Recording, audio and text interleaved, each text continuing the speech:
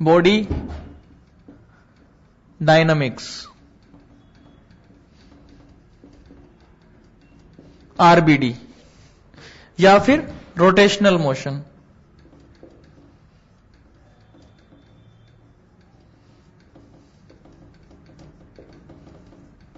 Rotational motion, rotational motion क्या होता है? आरबीडी, सबसे पहले तो हम ये देखते हैं कि आरबीडी का मतलब क्या हुआ, उसके बाद हम मोशन की बात करेंगे, वो सब बाद में बात करेंगे। पहले हम आरबीडी का मतलब समझे। रिजिड बॉडी डायनामिक्स, पहला वर्ड है रिजिड। रिजिड का मतलब क्या होता है? रिजिड बॉडी का मीन्स क्या होता है? सबसे पहली बात यही आती है कि रिजिड क्या होता है।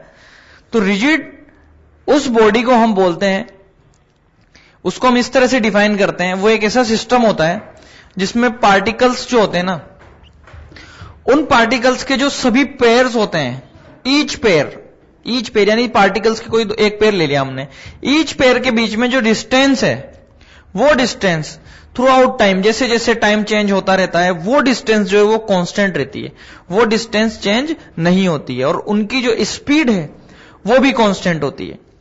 यानी रिजिड बॉडी क्या कहलाती है? जिसमें किन्हीं कोई भी एक पेयर हमने लिया, उस पेयर की जो डिस्टेंस है बीच की, वो डिस्टेंस चेंज नहीं होती जैसे जैसे टाइम चेंज होता है, एंड उन दोनों की वेलोसिटी है वो भी कांस्टेंट रहती है। यानी दोनों के बीच की डिस्टेंस और दोनों की वेलोसिटी ये जो है ये कांस्टेंट होती है। अगर कोई ऐसा पेयर है जिसकी वेलोसिटी, दोनों पॉइंट्स की वेलोसिटी सेम है, दोनों पेयर की वेलोसिटी सेम है, और उनके बीच की डिस्टेंस भी क्या है? कांस्टेंट है, दैट मीन्स हम उसको एक सिस्टम को हम उसको रिजिड बॉडी कंसीडर कर सकते हैं। तो रिजिड बॉडी का हमने मतलब समझा। रिजिड बॉडी का मतलब क्या हुआ? जैसे सपोज अगर मैं बात करूं, ये एक बॉडी है, इसमें ये 2 पॉइंट है, बहुत सारे पॉइंट है, लेकिन मैंने एक ये पेयर ले लिया, इनके पेयर की डिस्टेंस है x, रिजिड बॉडी है। रिजिड मतलब ठोस, सॉलिड। ये पार्टिकल कुछ x डिस्टेंस इधर गया, अभी भी पार्टिकल्स अपनी पोजीशंस पर ही हैं, और इन पार्टिकल्स के बीच की डिस्टेंस जो पहले थी x, अभी भी वही x है। माना ये v वेलोसिटी से गया है इस तरफ, तो इसकी वेलोसिटी भी v होगी और इसकी भी v होगी, क्योंकि पूरे सिस्टम की v है, तो यहां पर भी इसकी v होगी, यहां पर भी इसकी v होगी। तो कहने का मतलब यही है कि rigid body is defined as a system of particles in which distance between each pair of particles remain constant with respect to time. Remember, rigid body is a mathematical concept. इस बात को याद रखना है कि जो रिजिड बॉडी है वो मैथमेटिकली कॉन्सेप्ट है, फिजिकल कॉन्सेप्ट नहीं है, ये मैथमेटिकली कॉन्सेप्ट है, ठीक है।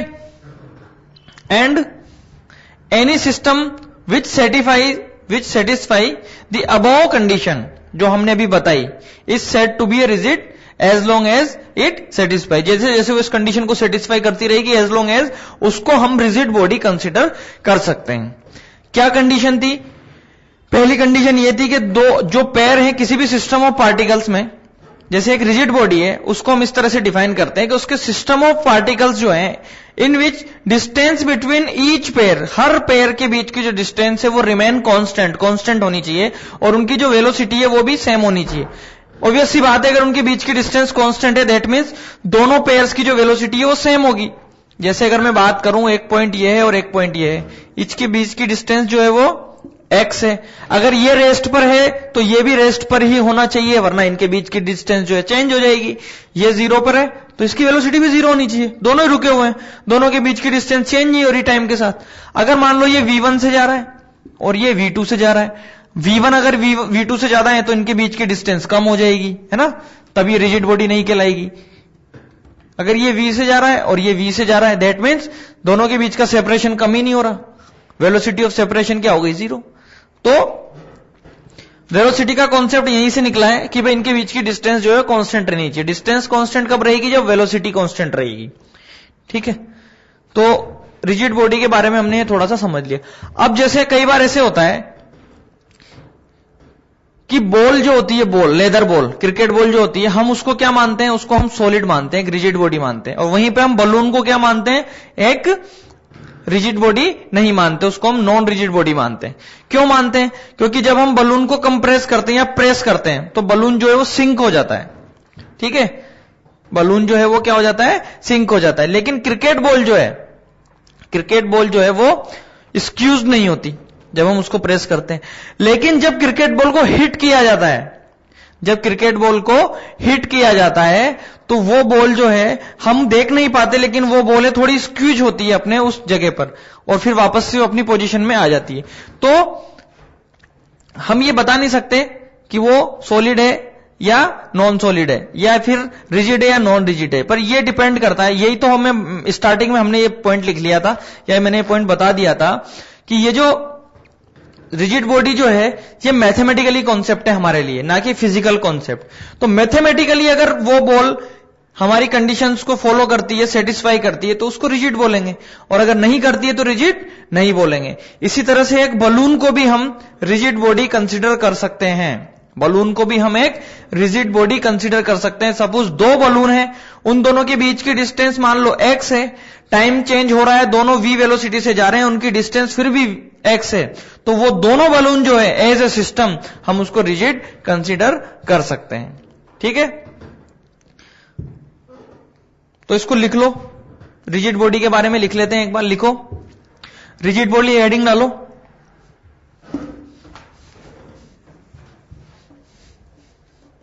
हेडिंग डालेंगे हम रिजिड बॉडी।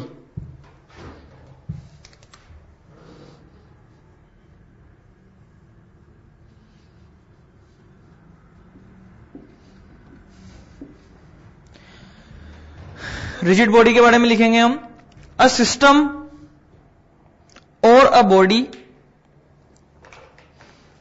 अ सिस्टम और a body, a system or a body is said to be rigid, is said to be rigid if its shape or size, if its shape or size remain unchanged during its motion, if its shape or size remains unchanged during its motion। वही बात जो मैंने अभी बताई, वही इसकी definition है कि भाई कोई भी सिस्टम या कोई भी body is said to be rigid, उसको हम रिजिड बोल सकते हैं इफ उसका शेप और जो साइज है वो थ्रू आउट मोशन जो है वो चेंज नहीं होगा। यानी वही वाली बात है कि ईच पेयर के बीच की डिस्टेंस चेंज नहीं होनी चाहिए। अगर चेंज नहीं होगी तो उनका शेप भी चेंज नहीं होगा और उनकी साइज भी चेंज नहीं होगी। आगे लिखेंगे हम इसमें, डिस्टेंस वाली बात पे आते हैं।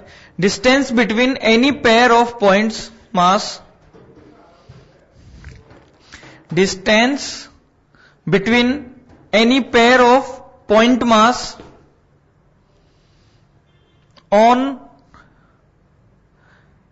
on a rigid body, on a rigid body must not change during motion, during motion।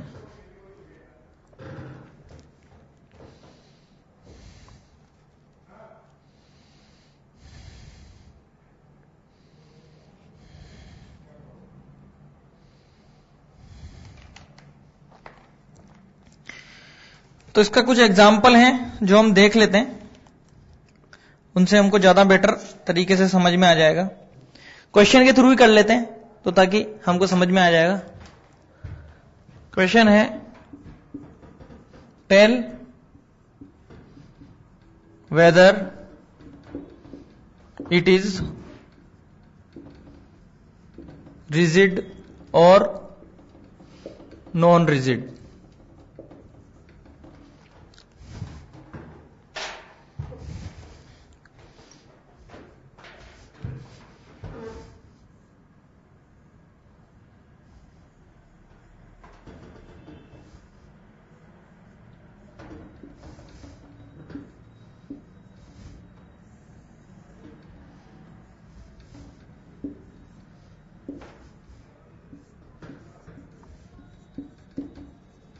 यहां एक सिस्टम दिया हुआ है जिससे स्प्रिंग कनेक्टेड है, दो मास पार्टिकल दिए हुए हैं ए और बी, ए का मास है m, दूसरे का मास भी है m, दोनों सेम वेलोसिटी से मूव कर रहे हैं और स्मूथ सरफेस है। हमें ये बताना है कि ये बॉडी रिजिड होगी या नहीं होगी।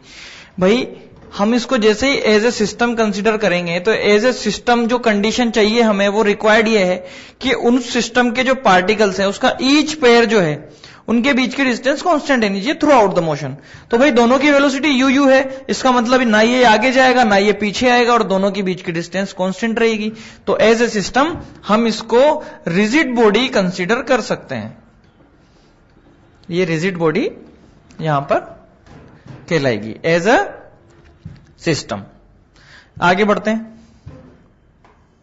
एक और एग्जांपल लेते हैं इसी तरह का। वही m मास है, रफ सरफेस, और ये भी रफ सरफेस, वेलोसिटी इधर u, इसकी वेलोसिटी भी इधर u। Is this system is rigid और नॉट?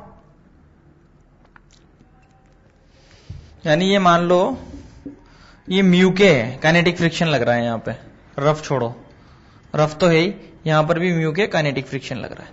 तो जब दोनों ब्लॉक चल रहे हैं, काइनेटिक फ्रिक्शन लगने का मतलब दोनों ब्लॉक चल रहे हैं और दोनों की वैल्यू म्यूके म्यूके है ना, वेलोसिटी भी यू यू है, तो बीच की डिस्टेंस जो है वो कम हो ही नहीं रही है। As a system it is consider as a rigid body. That's our main point. अब अगर मैं बात करूं, एक और एग्जांपल लेता हूं,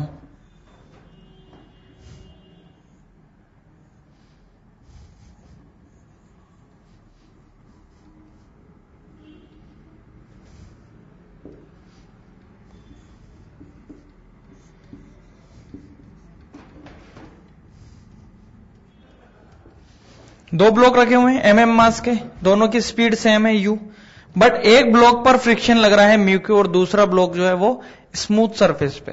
तो हमको ये तो पता चल गया कि भाई ये जो है इसकी वेलोसिटी को धीरे धीरे क्या कर देगा, कम कर देगा, लेकिन इसकी वेलोसिटी को कौन कम करेगा, कोई कम नहीं करेगा। तो आगे जाके इनकी वेलोसिटी जो है वो मिसमैच हो जाएगी। इसका मतलब ये जो बॉडी है ये नॉन रिजिड कंसीडर होगी। तो rigid body is not a solid part. हम किसी भी सिस्टम को रिजिड बॉडी कंसीडर कर सकते हैं, बस हमारी कंडीशंस जो है वो फॉलो होनी चाहिए, सेटिस्फाई होनी चाहिए। ऐसा एक और एग्जांपल दे देता हूं मैं।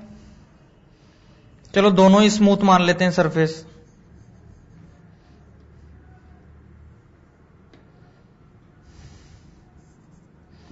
u 2u m m, दोनों सरफेस स्मूथ है, लेकिन इनके बीच की डिस्टेंस क्या है, एक की u एक की 2u, तो 2u वाला ज्यादा भागेगा, बीच की डिस्टेंस को क्या कर देगा, वो बढ़ा देगा। दैट मीन्स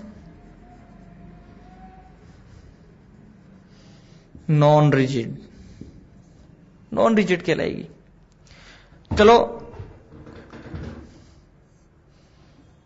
एक की वेलोसिटी u, दूसरे की भी u। अब हम बोल सकते हैं कि हाँ यार ये रिजिड बॉडी होगी, दोनों की वेलोसिटी u u है। दोनों की वेलोसिटी u है, लेकिन दोनों की डायरेक्शन भी तो अलग अलग है। ये इनके बीच की डिस्टेंस को क्या कमी तो करेंगे, कांस्टेंट रहेगी क्या, तब भी ये नॉन रिजिड कहलाएगी। बना लो ये जल्दी से, फिर आगे बढ़ते हैं।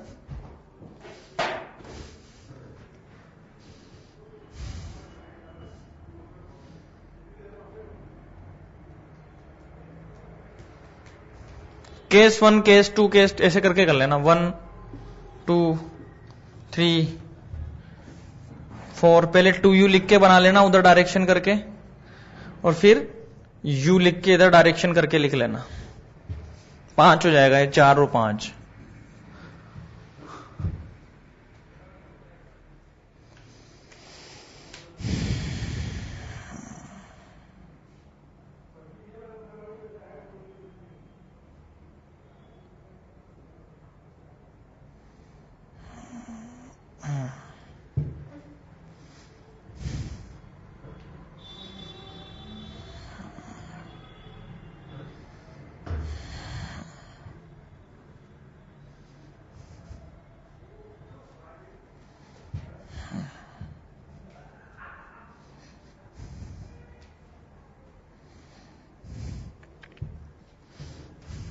आगे बढ़ते हैं।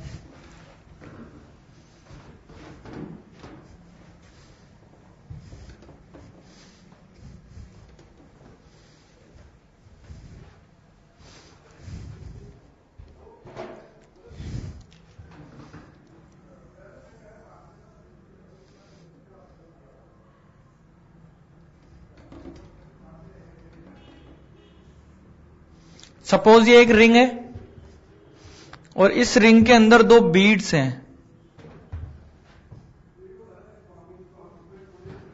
इस रिंग के अंदर दो बीड्स हैं इस तरह से, है ना।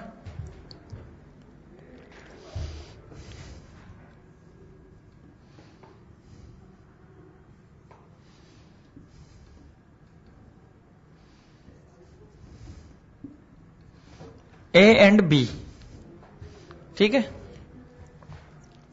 दोनों सेम ओमेगा से रोटेट हो रहे हैं, दोनों का ओमेगा जो है वो इक्वल है, ठीक है। तो दोनों रोटेट हो रहे हैं ये एक ही ओमेगा से, यानी इनके बीच की जो डिस्टेंस है वो चेंज नहीं हो रही है, क्योंकि दोनों का ओमेगा क्या है, सेम है। दोनों का ओमेगा कांस्टेंट है, ना तो किसी की डिस्टेंस चेंज हो रही है ना किसी की डिस्टेंस बढ़ रही है। इसका मतलब क्या हुआ कि ये जो बॉडी है ए प्लस बी, अगर हम बात करें ए प्लस बी की, तो A plus B is a rigid body. केवल ए प्लस बी की बात कर रहा हूं क्योंकि दोनों का ओमेगा जो है वो सेम है। तो ए प्लस बी है, इसको हम रिजिड बॉडी सिस्टम मान सकते हैं, रिजिड बॉडी सिस्टम। बट अगर हम बात करें A plus B plus ring, non rigid,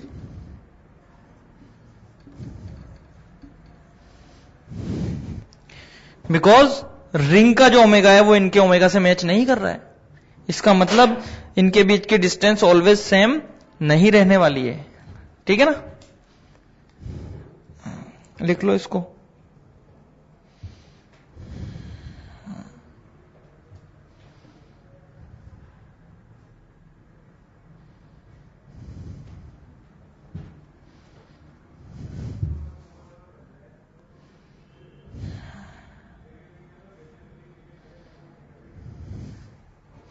और अगर मान लो मैं एक और एग्जांपल ले लूं,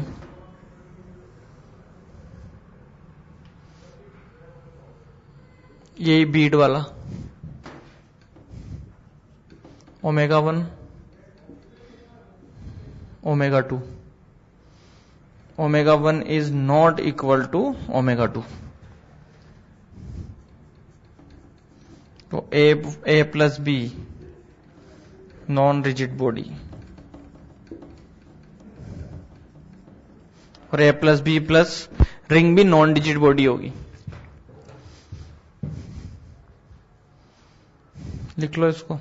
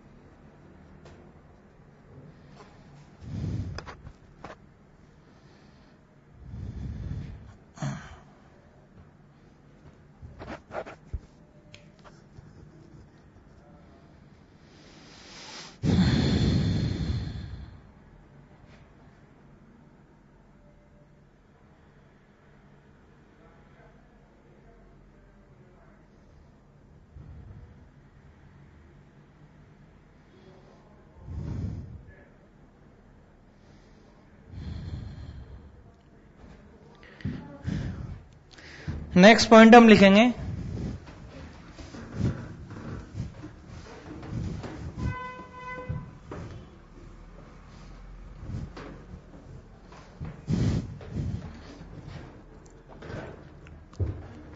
for a system to be rigid velocity for a system to be rigid, for a system to be rigid, velocity of approach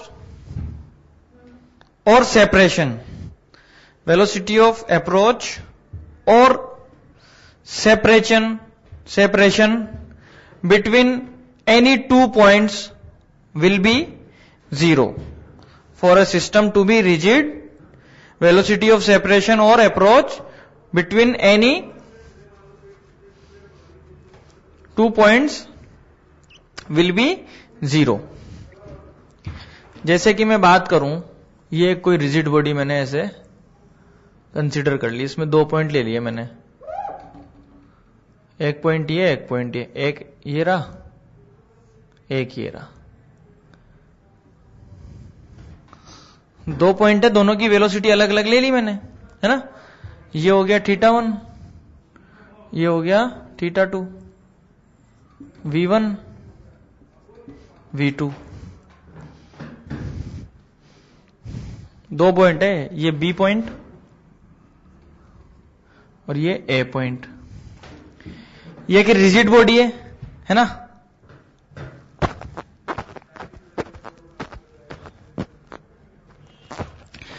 in दोनों की जो वेलोसिटी है V1 V2 की जगह VA VB मान लो, विद रेस्पेक्ट टू ग्राउंड दी हुई है, ये VA और VB with respect to ground यहां पर हमको दिया हुआ है। अगर मैं इसका FBT बनाऊं, ये एंगल θ1 है, एक कंपोनेंट इधर आएगा और एक कंपोनेंट इधर आ जाएगा, ये आ जाएगा VA cos θ1 और ये आ जाएगा VA sin θ2।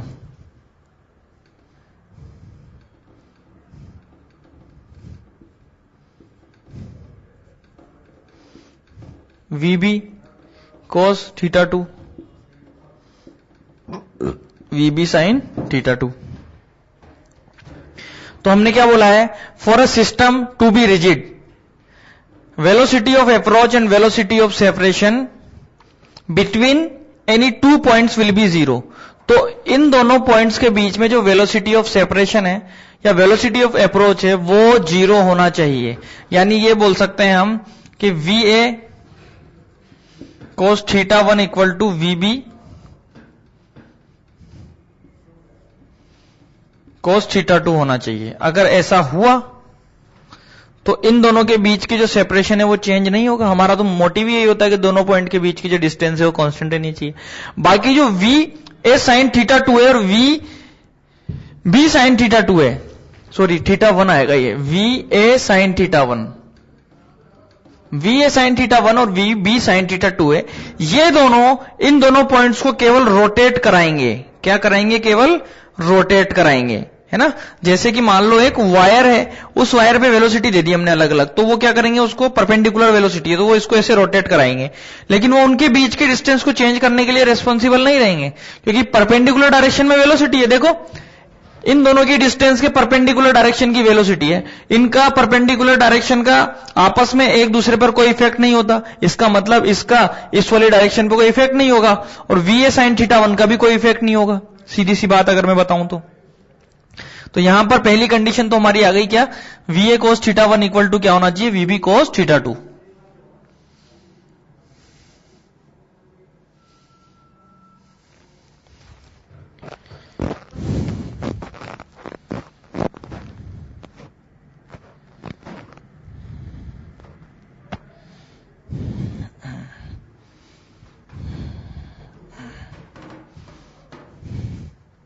और चाहे तो हम इसको बोल सकते हैं कि ये जो वेलोसिटी है इस वाले की, इसको हम VBA बोल सकते हैं, इसको हम बोल सकते हैं VBA, है ना।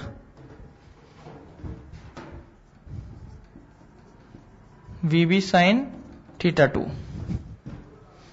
तो हियर लिख भी सकते हैं VBA is equal to velocity of B with respect to A, velocity of B with respect to A, यानी VBA जो होगा वो कहलाएगा यहां पे क्या, VA sine theta 1 plus VB sine theta 2। ये लो,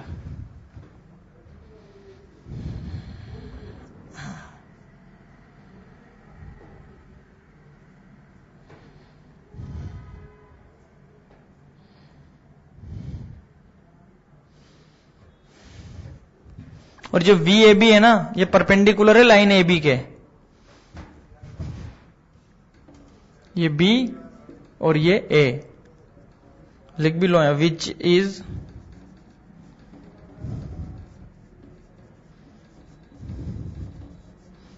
is perpendicular line AB, which is perpendicular of line AB।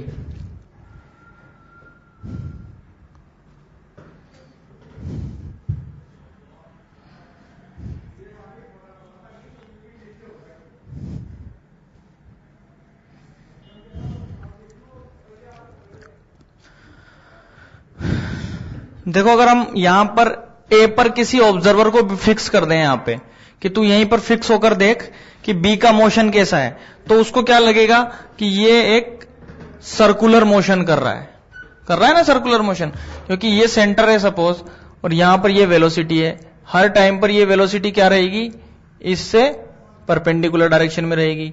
तो ये एक इस तरह से सर्किल लगेगा ना इस फिक्स्ड पॉइंट के लिए।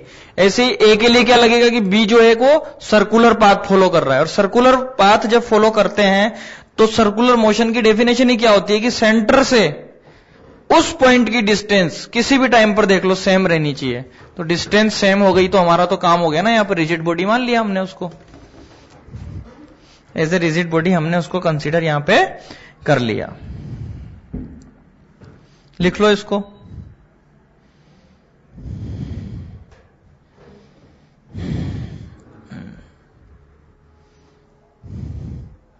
लिख लिया होगा, आगे बढ़ते हैं।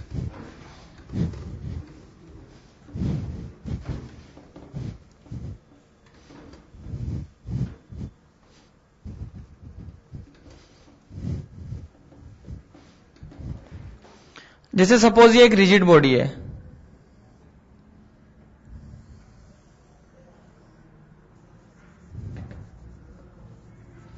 थोड़ा मैं ऐसा 2D टाइप बना देता हूं ताकि अपन को लगे कि एक 3D बॉडी है।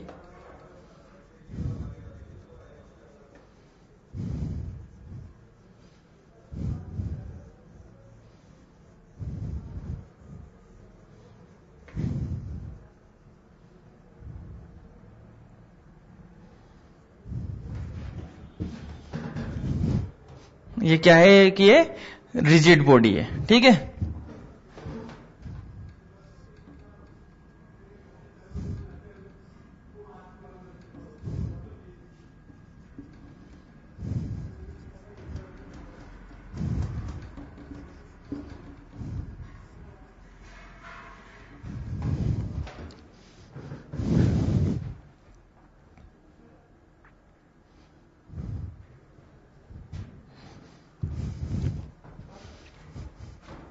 एक और रिजिड बॉडी बना रहा हूं मैं इधर।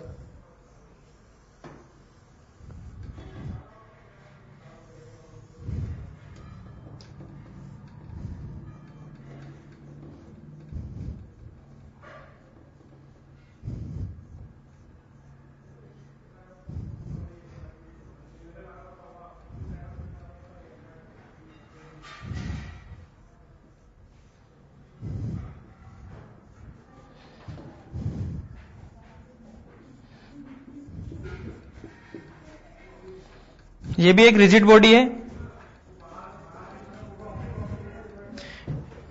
यहां पर मैं इसी तरह से 3 पॉइंट बना रहा हूं, C, A, B।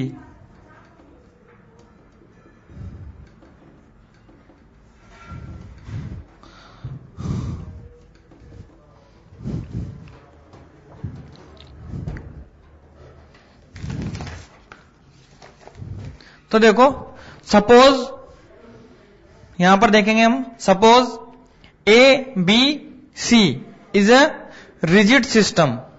Suppose ABC एक रिजिड सिस्टम है। Hence during any motion, Hence, during any motion, side AB, BC and CA, side AB, BC and CA must rotate through the same angle. Must rotate through a same angle.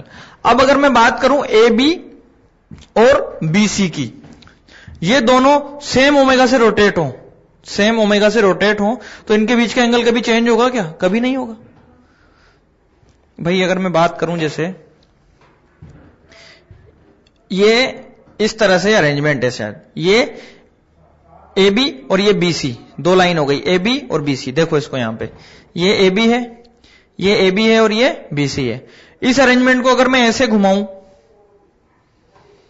क्या होगा? इन दोनों के बीच की distance change होगी क्या? नहीं होगी। इन दोनों के बीच का एंगल चेंज होगा क्या? नहीं होगा। देखो इसको, इस अरेंजमेंट को पूरा मैंने ऐसे घुमा दिया, लेकिन अगर मैं देखो इसको ऐसे घुमाऊं तो क्या होगा? बीच का एंगल चेंज हो गया ना। तो अगर इन दोनों का ओमेगा इक्वल है, सेम है, तो क्या हो जाएगा? ये भी इस तरह से मोशन करेगा और एक रिजिड सिस्टम ये कहलाएगा। इसी तरह से अगर मैं बात करूं दूसरे वाले एग्जांपल की, तो उसमें भी क्या हो रहा है? ये लो रिजिड बॉडी, वो इस तरह से मूव कर रही है, तो इनके बीच का एंगल जो है वो चेंज नहीं हो रहा है। यहां पर एंगल अगर हम बात करें, ये एंगल ले लो, चलो सपोज यहां तो अपन ने क्या किया था? AB और BC के बीच का एंगल लिया था। अब हमने यहां पर AC और BC के बीच का एंगल ले लिया, और ओमेगा से हम रोटेट कर रहे हैं किसको? BC और AC को। भाई जब ये एंगल चेंज ही नहीं हो रहा है, तो फिर ये वाला एंगल कैसे चेंज होगा? ये वाली लेंथ कैसे चेंज होगी? यानी सारे एंगल जो है वो सेम रहेंगे रोटेट होने पर भी। तो हम इसको लिख लेंगे, शॉर्ट में लिख लेते हैं इसको। लिखो from figure 1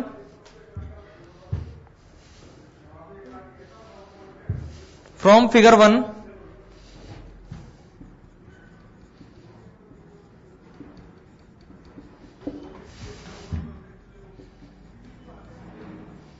angular velocity of A and B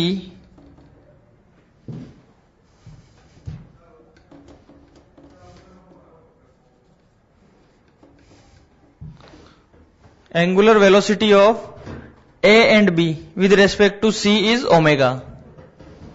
Velocity of A and B with respect to C is omega.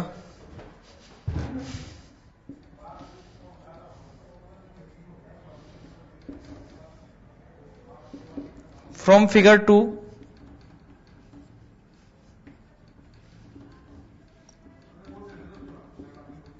angular velocity of from figure 2 angular velocity of A and C, angular velocity of A and C with respect to B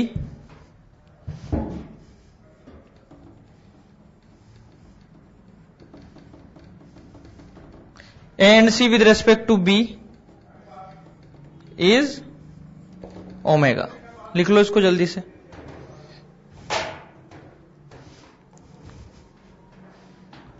आगे बढ़ते हैं फिर।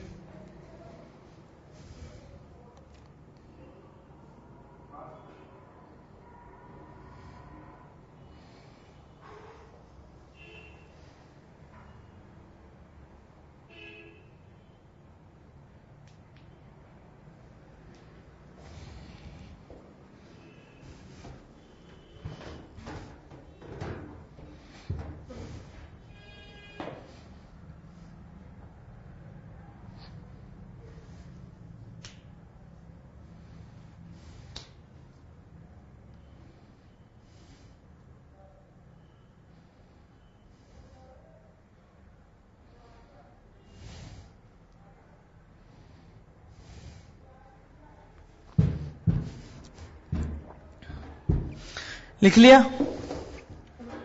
आगे बढ़ते हैं अब।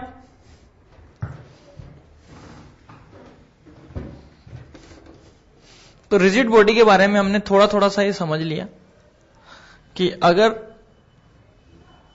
Constant omega से भी रोटेट कर रहे हैं तो भी रिजिड बॉडी हो सकती है। बस मेन मोटिव यही है कि बीच की डिस्टेंस जो है वो कांस्टेंट होनी चाहिए, पहली बात यह है। अब वो चाहे ओमेगा सेम हो, वेलोसिटी सेम हो, एक्सीलरेशन कुछ भी सेम हो, कैसे भी करके अगर उनके बीच की डिस्टेंस चेंज नहीं हो रही है, that means these bodies are called rigid bodies. क्या कहलाएंगी? Rigid bodies.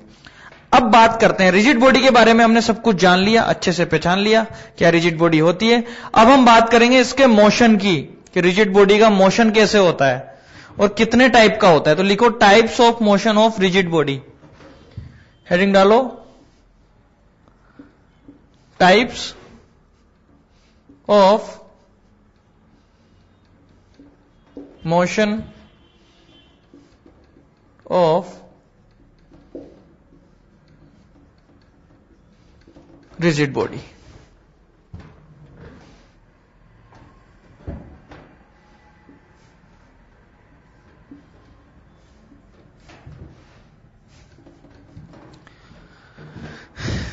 Three types of motion होते हैं रिजिड बॉडी में, जिसको हम बोलते हैं, देखो,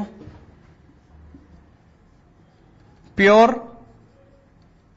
translational motion,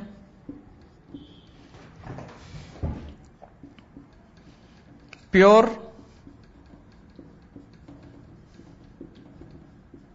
rotational motion,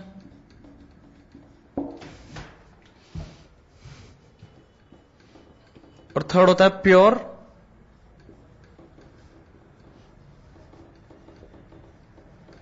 translational and rotational motion.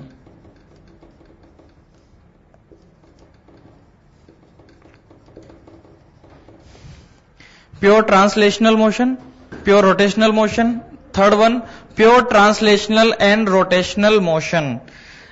ठीक है, तीन टाइप के मोशन होते हैं। पहला मोशन की बात अगर मैं करूं तो पहला मोशन हो गया हमारा क्या? Pure translational motion. तो प्योर ट्रांसलेशनल मोशन का मतलब हुआ कि कोई रिजिड बॉडी है, उस रिजिड बॉडी को हमने किसी स्ट्रेट लाइन में क्या किया? हमने किसी स्ट्रेट लाइन में या किसी प्लेन में उसको मोशन दे दिया। तो इस तरह का मोशन जो है उसको हम बोलेंगे क्या? Is a straight line motion, जैसे कि ट्रांसलेशनल मोशन। जैसे कि ये डस्टर मेरे हाथ में रखा हुआ है यहां पे, ठीक है, मैंने इसको इस तरह आगे की तरफ ट्रांसलेट कर दिया, तो ऐसे जो ये ट्रांसलेट हुआ इस तरफ, देखना इधर यहां पर था, इसको ट्रांसलेट कर दिया ऐसे, तो ये आगे की तरफ जैसे ट्रांसलेट हुआ इसको हम बोलेंगे ट्रांसलेशनल मोशन।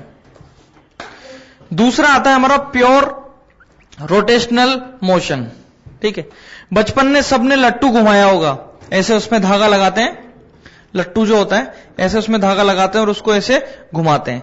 तो वो लट्टू जब घूमता है एक ही पॉइंट पर खड़ा होकर, वो एक उसका पॉइंट होता है, उस पॉइंट पर वो गोल गोल गोल गोल ऐसे राउंड राउंड घूमता रहता है, तो उसको हम बोलते हैं रोटेशनल मोशन। इसको हम बोलते हैं क्या? रोटेशनल मोशन, यानी रोटेशन कर रहा है वो, है ना। रोटेशनल मोशन का मतलब हो गया अपनी एक्सिस, जो उसकी एक एक्सिस है, उस एक्सिस के अराउंड वो बार बार घूम रहा है, उसी एक्सिस के अराउंड वो कंटिन्यूअसली मोशन कर रहा है, उसको हम बोलेंगे रोटेशनल मोशन। थर्ड मोशन जो आता है रोटेशनल एंड ट्रांसलेशनल मोशन। ये मोशन हम सब लोगों की आंखों के सामने होता है और हम सब लोगों को इसके बारे में पता भी नहीं होता भी हमारी आंखों के सामने, बट हमको फिर भी ये पता नहीं होता, विजिबल नहीं होता। कैसे? क्योंकि प्योर ट्रांसलेशनल और रोटेशनल मोशन है वो करता है अर्थ। अर्थ का जो मोशन है वो प्योर ट्रांसलेशनल और रोटेशनल मोशन है। कैसे? अर्थ जो है अपनी एक्सिस पे यानी अपनी अक्ष पे रोटेट भी होता है और सन के चारों अराउंड वो चक्कर भी लगाता है, एक राउंड भी कंप्लीट करता है। तो यानी वो ट्रांसलेट भी हो रहा है और रोटेट भी हो रहा है ही नहीं हो रहा? तो ऐसी बॉडी जो ट्रांसलेट, मतलब ऐसी बॉडी जो रोटेट भी हो रही है और वो ट्रांसलेट भी हो रही है, उसको हम बोलेंगे pure translational and rotational motion. तीन टाइप के मोशन होते हैं, यहां तक कि तुमको समझ में आ गया होगा। ठीक है, अब एक दो वीडियो देख लेते हैं हम इससे रिलेटेड कि किस तरह से मोशन वर्क करते हैं, किस तरह से मोशन होते हैं।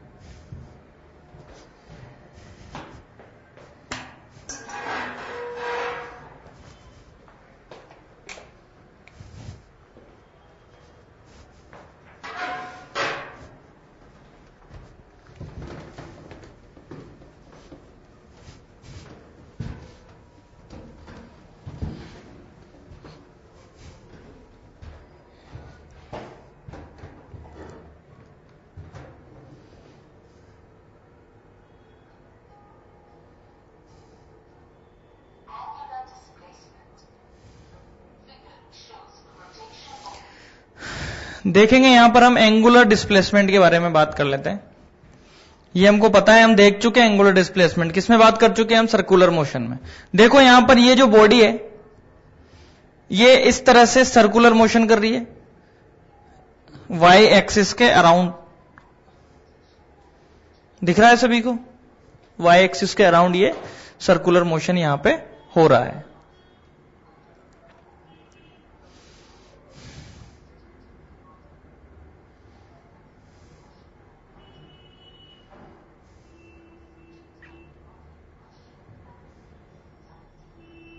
तो यहां पर हमने एक पॉइंट पी लिया है और टी टाइम पर हमने वो पॉइंट पी लिया है। हमने देखा कि T plus delta T time में ये पी पॉइंट पी से खिसक कर पी डैश पर आ गया और ये पहले थीटा एंगल पर था। स्टार्टिंग में ये थीटा एंगल पर था, तो एंगुलर डिस्प्लेसमेंट कितना हो गया? पी से पी डैश तक आने में इसका एंगुलर डिस्प्लेसमेंट हो गया डेल्टा थीटा। इसको हम बोलते हैं एंगुलर डिस्प्लेसमेंट। अब बात करते हैं angular speed and angular velocity की। तो डेल्टा थीटा डिस्प्लेसमेंट जिस डेल्टा टी टाइम में हुआ है उसको हम बोलते हैं क्या? Angular velocity. Delta T time में डेल्टा थीटा क्या हुआ? डिस्प्लेसमेंट हो गया।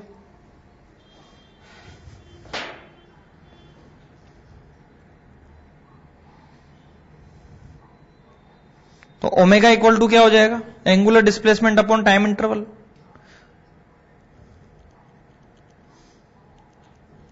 ये भी काम आएगा, हम जब रिजिड बॉडी डायनेमिक्स पढ़ेंगे तो उसमें ये सब कुछ काम आने वाला है, इसलिए मैं एक बार फिर से रिवाइज करवा रहा हूं। ये delta theta upon delta T वो ओमेगा कहलाता है एंगुलर। अब इंस्टेंटेनियस एंगुलर स्पीड अगर हमको निकालनी है तो उसको हम D theta by D T बोल देंगे। यही बोलेंगे D theta by D T.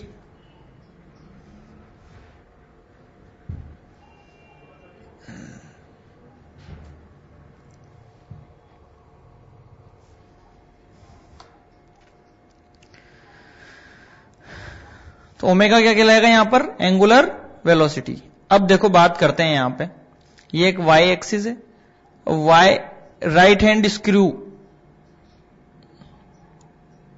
देखो हमने इसको रोटेट किया राइट हैंड से स्क्रू को, और ये स्क्रू जो है देखा ऊपर की तरफ बढ़ता चला गया। ऐसा क्यों हुआ? क्योंकि इसको हम राइट हैंड स्क्रू रूल से ऐसे डिफाइन करते हैं। एक बार देखेंगे हम इसमें। अब relation between the angular velocity and linear velocity. Angular velocity और लीनियर वेलोसिटी में क्या रिलेशन होता है ये मैं बता चुका हूं तुमको। Omega equal to V square by R, sorry V by R, यानी V equal to omega R होता है। जैसे कि ये आर्क है, तो ये आर्क जो है उसने वी वेलोसिटी से कंप्लीट किया होगा और इस आर्क को हम बोलेंगे R D theta. PP dash हो गया ना आर्क। वेलोसिटी तो ये है कि डिस्टेंस अपॉन टाइम, तो arc PP dash upon delta T. ये रेडियस है आर, एंगल है थीटा, तो ये हो जाएगा आर डेल्टा थीटा। बिल्कुल ठीक है, R delta theta divide by dt। तो delta theta upon delta T मिलके क्या हो गया? ओमेगा। तो v इक्वल टू क्या मिल गया हमको? R omega.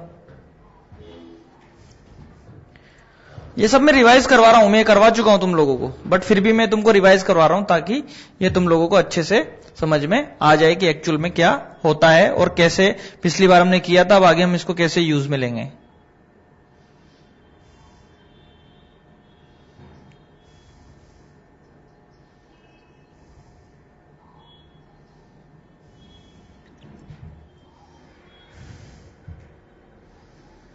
तो देखो ये ओमेगा से रोटेट हो रहा है, वेलोसिटी इसकी v है,